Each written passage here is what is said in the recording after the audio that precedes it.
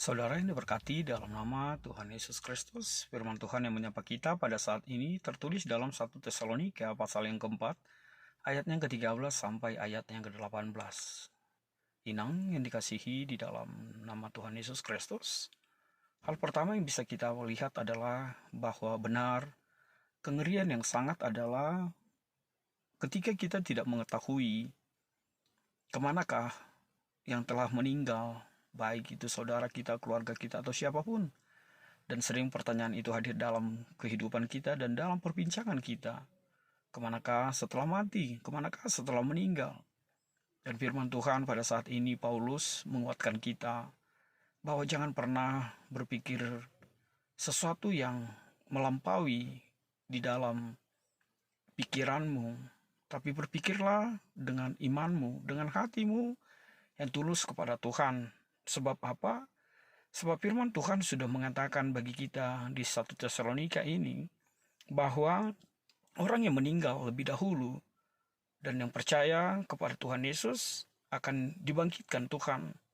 Dan satu hal yang luar biasa adalah mereka akan dipersekutukan, akan dikumpulkan Allah bersama-sama dengan Allah di sorga nyata yang kita imani selama kita hidup di dalam dunia ini. Intinya adalah bahwa jangan pernah berduka cita seperti orang yang tidak punya pengharapan dan selalu berpikir, kemanakah keluarga, kemanakah orang yang kita kasihi setelah meninggal. Itu hal yang pertama. Hal yang kedua adalah yang mau dinyatakan dalam kebenaran firman Tuhan ini, kedatangan Tuhan itu justru akan menjadi kekuatan yang luar biasa bagi kita. Sebab apa? Firman Tuhan mengatakan bagi kita bahwa kedatangan Tuhan itu justru berkarya untuk mengumpulkan, untuk menyatukan setiap orang yang percaya bersama-sama dengan Allah di surga nyata yang Tuhan janjikan dalam kehidupan kita. Intinya adalah Yesus datang untuk mengumpulkan, untuk mempersatukan kita di surga, di kerajaannya yang nyata di dalam kehidupan kita. Lalu apa hal yang ketiga yang bisa kita petik, kita ambil dari firman Tuhan pada saat ini?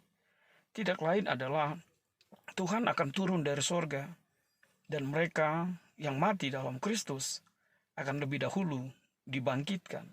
Artinya apa? Benar seperti iman percaya kita, pengakuan iman kita, bahwa tidak semua kita akan mati lebih dahulu, tapi ada yang masih hidup ketika Yesus datang kembali, ketika penghakiman itu datang kembali, ketika penghakiman itu hadir dalam kehidupan kita.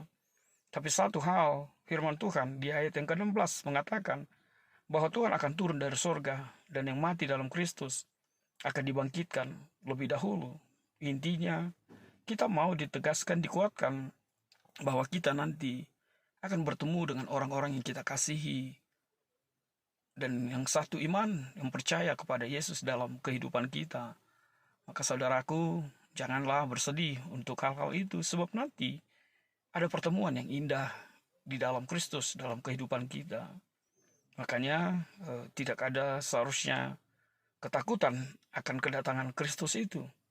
Makanya tidak ada ketakutan seharusnya untuk saudara kita, keluarga kita yang telah meninggal lebih dahulu. Sebab satu hal yang pasti Tuhan mengatakan, mereka yang lebih dahulu akan dibangkitkan. Seperti apa janji Tuhan dalam kehidupan kita. Lalu yang terakhir, hal yang keempat yang bisa kita nyatakan melalui firman Tuhan ini dikatakan di ayat yang ke-17. Apa itu? Tuhan mengatakan melalui Paulus kepada jemaat Tesalonika bahwa kita yang hidup, yang masih tinggal, akan diangkat bersama-sama dengan orang yang telah lebih dahulu dibangkitkan, orang percaya kepada Yesus, dan kita menyongsong Tuhan di sorga nyata, di angkasa, dikatakan oleh firman Tuhan ini, dan kita akan menjadi selama-lamanya bersama dengan Yesus di kerajaannya, tidak lagi di dunia ini yang penuh dengan pergumulan, penuh dengan penderitaan ini. Maka pesan yang terakhir yang dikatakan di ayat yang ke-18, hiburkanlah satu dengan yang lain, agar setiap orang kuat, agar setiap orang semakin beriman dan tetap tidak goyah sampai kedatangan Yesus yang kedua kali menyediakan surga nyata dalam kehidupan kita. Amin.